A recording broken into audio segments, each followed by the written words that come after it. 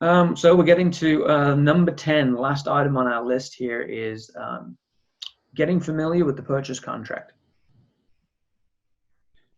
Yeah, this is one that if you don't do your this work in the beginning, you're going to be explaining a lot of things throughout the process during the inspection period and the financing contingency, all those different parts of the contract. So I do like going over this with a potential seller.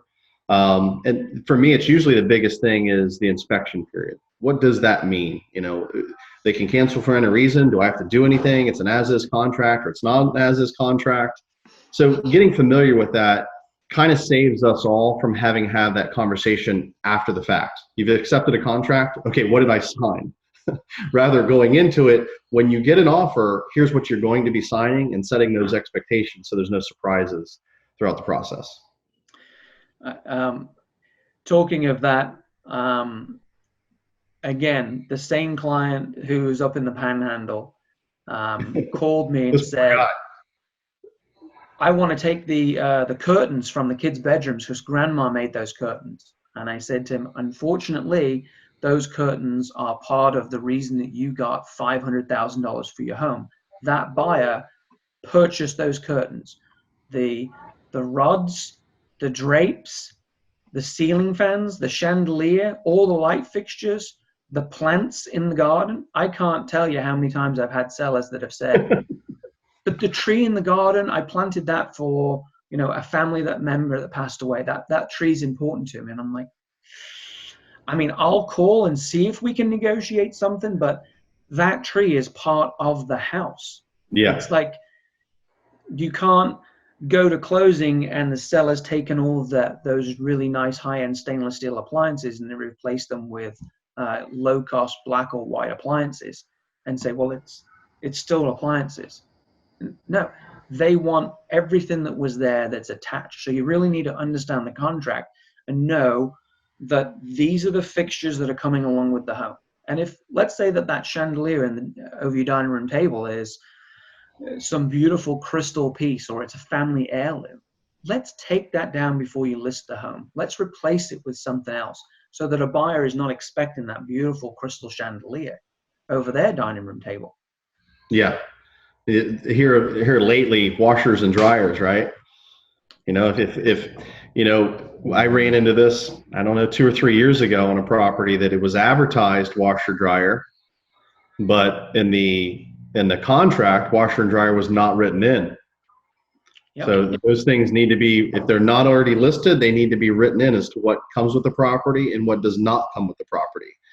And not to get on a side tangent, but I told you the story of the agent that we started negotiating on a townhome, and it started out a little rough. She was asking for everything, very low ball offer.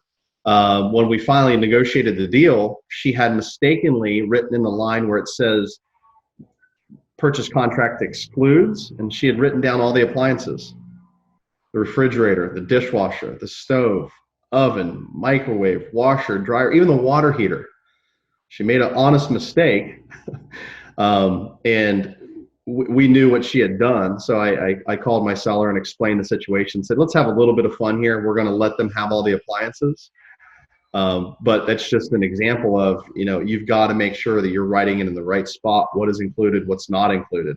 Because there's nothing worse than a buyer showing up at the walkthrough and seeing that the washer and dryer are gone, and they thought they were getting it because it was in the MLS, it was advertised as part of the property, but it was not in the contract. So knowing this contract inside and out is a pretty important part of the process as well. And if you've done a good job of going over the purchase contract with the seller and touching on these key elements of what's included, how long the inspection periods are, the financing contingency the buyer is going to have, they can follow along with the contract. And then when something does happen, it's not a surprise to them. They know exactly what was included. And then they're not mad that, oh, I didn't realize that I couldn't take my chandelier. Yeah. And I didn't realize that I couldn't take that tree out of the garden. Or you're working with a buyer and I sold a home in Old Northeast and the owners had got beautiful landscaping in the backyard. Not only plants, but they had fountains and they had potted plants and they had all this like artwork that was in the garden. And when we went through the house, the buyers were like, I want this. This is exactly my vision for the backyard. So we wrote in the purchase contract all of those pieces that we wanted, so that there was going to be not a question at closing or the final walkthrough that, hey, we're going to get all the fountains, we're going to get all the potted plants. So if you've got a plant that's in a pot, that is considered like furniture. Like, it doesn't come with the home if it's a potted plant. And that's something I've used over the years when I go into a backyard of a home or a front yard. You walk into the front of the house, it just needs something. It needs some landscaping. It's missing that pop. And I'll recommend to a seller, hey, let's go out and let's buy some beautiful plant pots.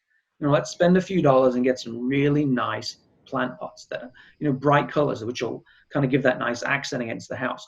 Let's put some topiary in there. Let's put a palm tree in there. Let's make it really beautiful. And we can take those to your next home because they're not part of the house. If we plant them in the ground, they're staying. If they're in pot, we can take them. Now, they may be negotiated, but at least we're going to negotiate over them, and that's going to help boost our property value. Or we're going to take them with them. We're going to use them at the next house. Right. There could be nothing worse than getting all the way to the closing and having the deal muddied up over a potted plant or a plant that was planted in the backyard. So if you do all this and this is, obviously we're giving advice to agents as well. Do this with your sellers. Go through all this. Be very thorough, and you're not going to have that last thing that pops up that spoils the whole deal when you've done everything right up until that point. I'm sure you've got a handful of stories of transactions that got all the way to closing. You're doing the final walkthrough, and something's been taken, something's missing.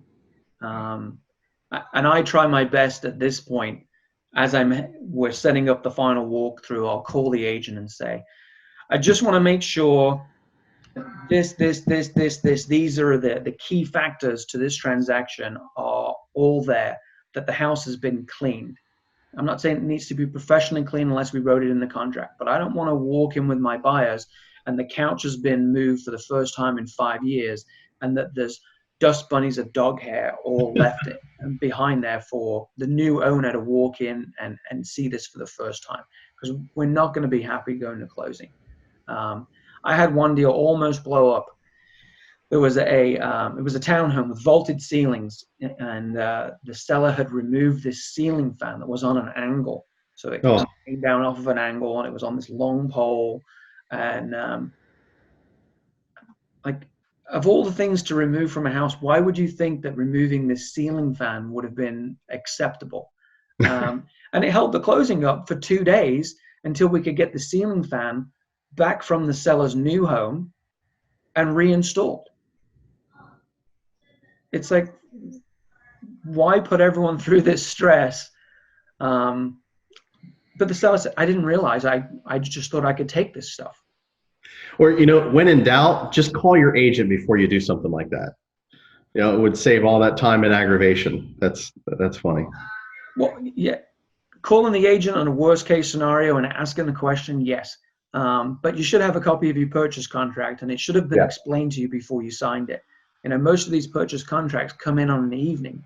And I know you and I have spoken at 9 and 10 o'clock at night, and we're talking about a counter offer and how to structure it. At that point, someone may have already had a glass of wine. So you're calling a seller who's, just got back from dinner. They've had 1 or 2 glasses of wine, and you're asking them to sign a purchase contract for the thing that's the most valuable asset that they own. And they don't know what they're signing. This would have been nice for them to see, when you first listed the house, a copy of the purchase contract, so they could have time to go through it and understand what it is they're going to sign.